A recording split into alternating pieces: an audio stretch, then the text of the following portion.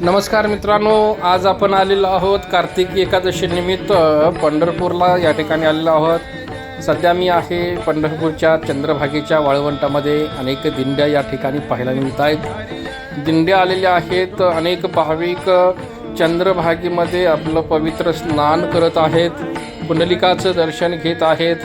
प्रचंड गर्दी या ठिकाणी पंढरपूरमध्ये आज पाहायला मिळते। आज उपमुख्यमंत्री एकनाथजी शिंदे साहेब यांच्या हस्ते पांडुरंगाची सपत्नीक पूजा करण्यात आली आहे। आपण आता सध्या चंद्रभागेच्या वाळवंटामध्ये आहोत। अनेक भाविक भक्त या ठिकाणी दर्शनासाठी आलेले आहेत। त्यासोबतच आता आपण या ठिकाणी आपलं लोकेशन आपण बदललेलं आहे। आता आपण पुंडलिकाचं दर्शन घेऊन उद्धव घाटाच्या माध्यमातून वरती आपण पुंडलिकाकडे जाऊन नंतर पुंडलिकाचं दर्शन झाल्यानंतर आता उद्धव घाटाकडे जाऊन आपण आता महाद्वाराकडे निघालेलो आहोत। महाद्वाराचा हा रस्ता आहे। या ठिकाणी बघा, फोटो काढण्यासाठी विठ्ठल रुक्मिणीच्या प्रतिमासुद्धा उपलब्ध आहेत। आता आपण डायरेक्ट महाद्वाराकडे आपण निघालेलो आहोत। प्रचंड गर्दी आहे। साधारणपणे 5 ते 6 लाख लोक भाविक भक्त या ठिकाणी आलेले दिसून येतात। सुंदर अशी पांडुरंगाच्या मंदिराला आकर्षक फुलांनी सजावट केलेली आहे।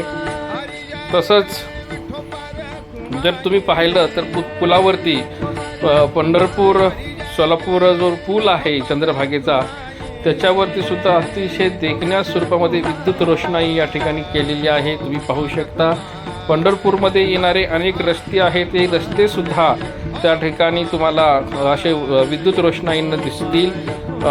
रात्रीची वेळेत अतिशय सुंदर आणि देखण्या स्वरूपामध्ये पंढरपूरचं स्वरूप आपण पाहतोय।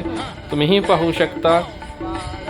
अवघीच तीर्थे घडती एक वेळा, चंद्रभागा डोळा देखलिया। हा चंद्रभागा नदीवरील हा असलेला पूल आहे आणि ह्या पुलावरची ही विद्युत रोषणाई आहे। किती सुंदर आणि नयन मनोहर असं दृश्य आहे मित्रांनो। हा 62 एकराकडे जाणारा हा रस्ता आहे। परमपूज्य स्वर्गीय बाबा महाराज सातारकर यांच्या मठाकडून, त्यांच्या मठाच्या डाव्या बाजूकडून हा 65 एकराकडे जाणारा हा रस्ता आहे।